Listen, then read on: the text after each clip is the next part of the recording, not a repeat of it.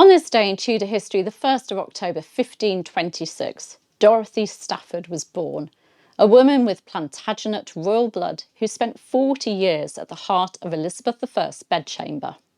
I'm historian and author Claire Ridgway, and today we're meeting the woman that the Queen trusted to sleep beside her.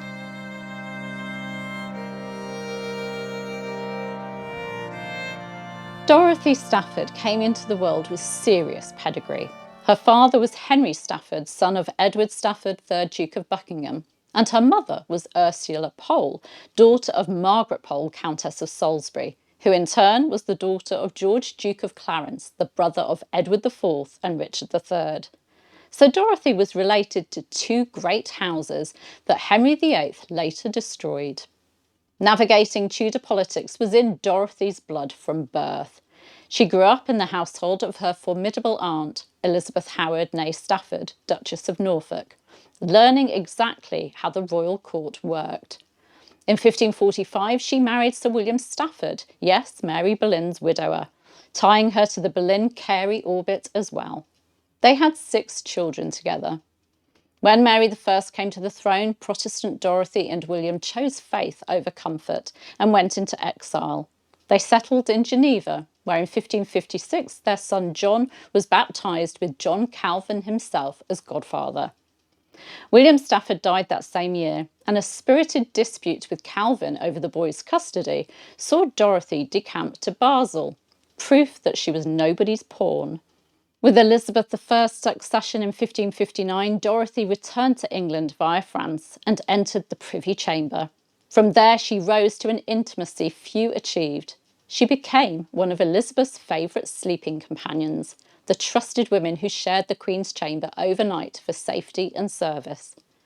Dorothy's daughter Elizabeth Stafford later joined the Privy Chamber too. Dorothy's value to the Queen was unmistakable. In 1576, Dorothy broke her leg in a riding accident and couldn't attend on Elizabeth. As her biographer Simon Adams notes, Mary Scudamore had to be recalled from a holiday just so that the Queen could sleep peacefully. That's the measure of Dorothy's importance. And Dorothy served Elizabeth for 40 years, a constant presence through plots, progressions, and politics. And speaking of plots, her son William Stafford was later named as the chief figure in the so-called Stafford Plot to assassinate the Queen. He was imprisoned briefly and then allowed to live quietly in Norfolk, an episode that would have broken a lesser courtier's standing. But Dorothy remained unshaken in the Queen's service.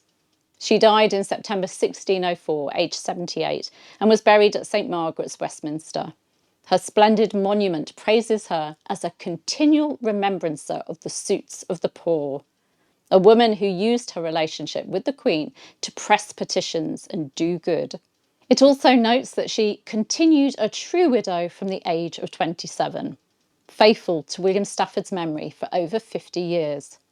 So, who was Dorothy Stafford? A Plantagenet granddaughter who survived her relatives' falls, a Marian exile with Calvin as godfather to her child, and the discreet, steady night watch at Elizabeth I's side. Trusted, useful, and kind. If you enjoyed meeting one of the Queen's most trusted insiders, then please like this video, subscribe, and ring the bell for more daily Tudor stories. And tell me in the comments, had you heard of Dorothy Stafford? I'll see you soon. Bye bye.